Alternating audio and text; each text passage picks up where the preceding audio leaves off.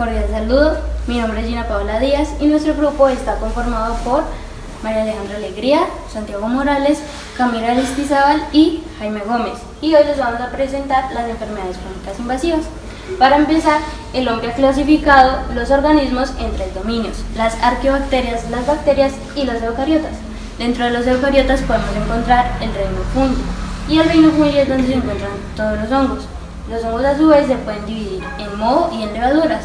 En la forma de moho son células que uniéndose conforman las hifas, y las hifas a su vez cuando se juntan conforman el micelio. Por su parte, las levaduras son un conjunto de células ovoides que al juntarse conforman el micelio unicelular.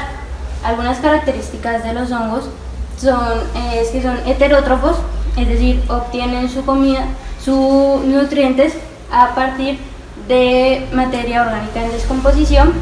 Tienen una membrana plasmática con ergosterol, tienen pared celular compuesta de quitina que les ayuda a ser más resistentes al estrés ambiental. Pueden ser tanto unicelulares como pluricelulares y tienen una capacidad de adaptación alta, es decir, que sobreviven en la mayoría de ecosistemas y eso las hace resistentes. Su reproducción puede ser sexual o asexual. En la forma sexual se reproducen mediante la meiosis y en la forma asexual se reproducen mediante la mitosis. Entonces, cuando los hongos actúan como parásitos, ya intervienen las enfermedades fúngicas invasivas, que son infecciones de tipo oportunistas, es decir, que afectan a pacientes inmunodeprimidos o en estado de salud crítico. Estas enfermedades se pueden clasificar en superficiales y sistémicas. Las superficiales afectarán piel y mucosas, como lo son la dermatofitosis o tiñas, la candidiasis mucocutánea y la pitiriasis versicular, mientras que las sistémicas afectarán a todo el organismo gracias a los hongos oportunistas, como lo es, algunos agentes son la cándida, la psicomycetes y el aspergillus. Nosotros escogimos la cándida gracias a que es la primera en ser de las sistémicas. También es la segunda más importante de las superficiales, seguido por las tiñas, y además porque es la que está en ambas enfermedades fúngicas. La candidiasis se dice que es una infección causada por un hongo de tipo levadura, el cual es un comensal ubicuo, es decir, que se puede alojar en cualquier parte del cuerpo y afectar la función de este. Su epidemiología es que según datos, según una investigación realizada entre los años de 1991 a 2008 por The Clinical Microbiology Reviews de Candida aislada en sangre, se encontró que la más frecuente era la albicans con un 49,8% y la menos frecuente la tropicalis con un 10,9%.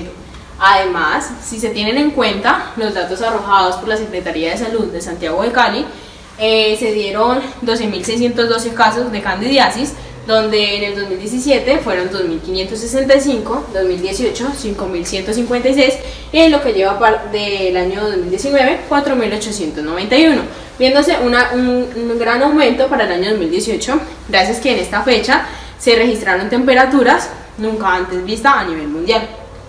Además, según el sexo, afecta más a las mujeres con un 84% y en los hombres un 16%. En las mujeres se presenta más gracias a la candidiasis vaginal, pues ellas tienden a tener grandes alteraciones en su pH. Según las edades, es más frecuente entre los 20 y los 40 años, pues se dice que en este rango de edad tienen una vida sexualmente activa. Bueno, respecto a la fisiopatología de la cándida como agente infeccioso, tenemos que al llegar a un tejido, lo primero que ella va a hacer es activar un gen según el pH. Si el pH del tejido es neutro o alcalino, como sería en el caso de la piel, se va a producir el gen pHR1. En caso de que el pH sea un pH ácido, como lo sería en el caso de la vagina, se va a activar el gen pHR2. Posterior a esto, la cándida va a proceder a adherirse por medio de adhesinas y a liberar una serie de manoproteínas que van a ser recibidas por receptores de tipo lectina y que la van a ayudar a fijarse a la membrana. Después va a comenzar la segregación de unas enzimas, como lo son las fosfolipasas y las proteasas, que van a facilitar el ingreso de esta a la membrana epitelial. Una vez haya ingresado a la membrana epitelial, tenemos que la cándida presenta un cambio en su forma, ya que es un organismo dimorfo, se convertirán en una pseudohifa. Cuando hay un grupo de pseudohifas se conforma una colonia, la cual por medio de la liberación de proteínas específicas van a crear un biofilm o biopelícula que es una especie de moco blanco, el cual les va a proporcionar una resistencia a los agentes antifúngicos. Esto nos trae como consecuencia el cambio fenotípico de la aparición de una placa blanca que aparece en el tejido afectado. Una vez la cándida ha ingresado en el organismo, tenemos que se presentan dos respuestas inmunes. La primera es la respuesta inmune innata, la cual no es específica y se da cuando ingresa por primera vez el agente patógeno en el organismo.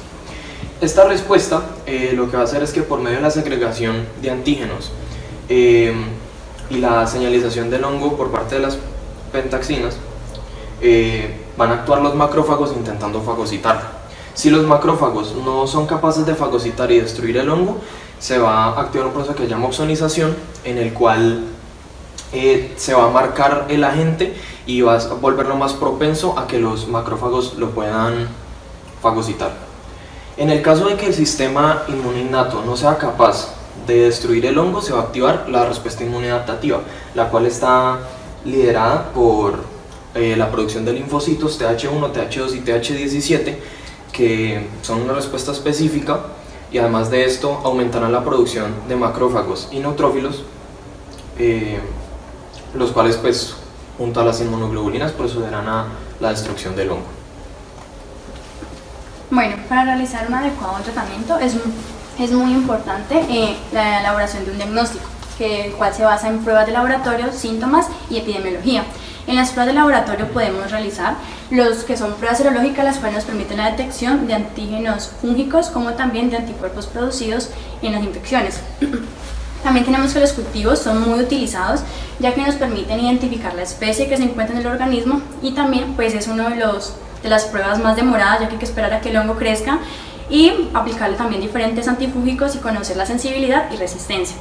Tenemos la PCR, que es la reacción en la cadena de la polimerasa, la cual se basa en tomar pequeños fragmentos de ADN para identificar qué microorganismo es el que se encuentra afectando. Estas pruebas se dan mediante el uso de microscopía óptica y electrónica. Los síntomas que pueden presentar estos pacientes es fiebre, debilidad generalizada, deficiencias neurológicas, presión arterial baja, dolores en el cuerpo y también cambios en la visión.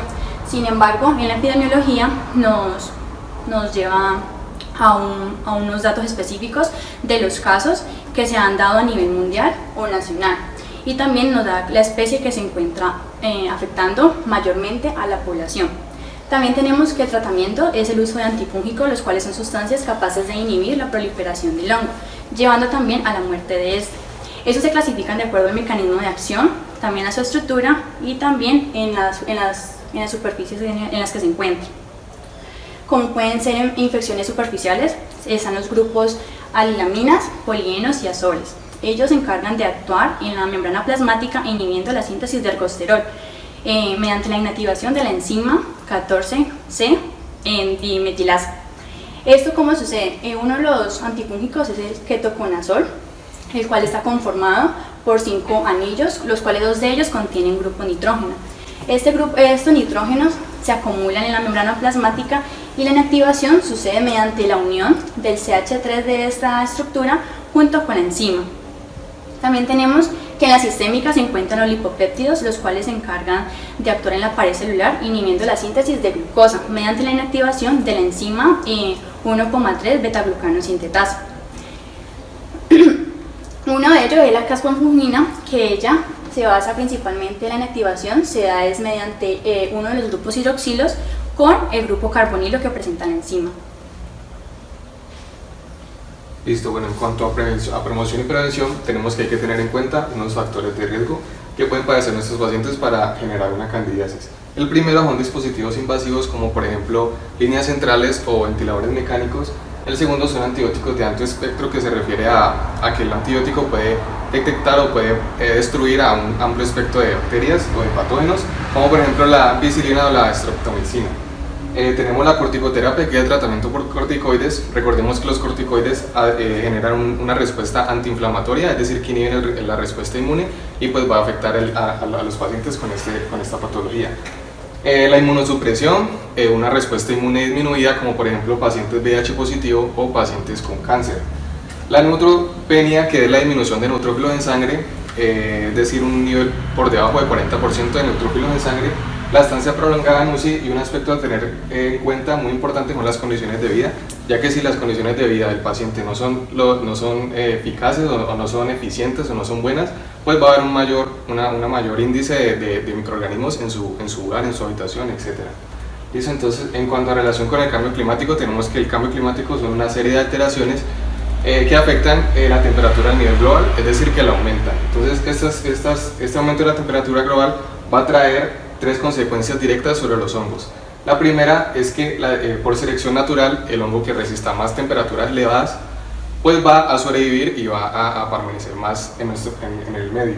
El segundo es que por el aumento de la temperatura global permite la llegada de microorganismos a zonas donde nunca antes habían llegado, como por ejemplo en países muy fríos como Noruega o Canadá, que posteriormente no se veía, y ahora que son menos fríos pues hay un alto índice de estos microorganismos. Y tercero, hay que tener en cuenta que los hongos necesitan 3 condiciones para poderse reproducir de una forma óptima, que son calor, oscuridad y humedad. Entonces, por cuestiones de termorregulación, pues vamos a tender a sudar más, entonces va a haber otra condición óptima para el crecimiento y reproducción de estos hongos. Listo, y por último, unos aspectos a destacar para concluir, es que primero, el cambio climático ha contribuido, como lo acabo de mencionar, a la reproducción de estos hongos. Segundo, los hongos así como pueden ser beneficiosos, también pueden ser perjudiciales para la salud. Tercero, hay varios factores de riesgo, como pacientes inmunosuprimidos o internados en UCI o con una baja calidad de vida que necesitan especial cuidado ante estos microorganismos. Cuarto, nuestro organismo tiene diferentes estrategias de protección, como ya lo mencionó mi compañero Santiago, respuesta inmune y respuesta innata. Y quinto, es muy importante realizar un buen diagnóstico para así poder realizar un tratamiento eficaz. Estas fueron las bibliografías que utilizamos, fueron 6 artículos en total para realizar nuestra investigación y muchas gracias.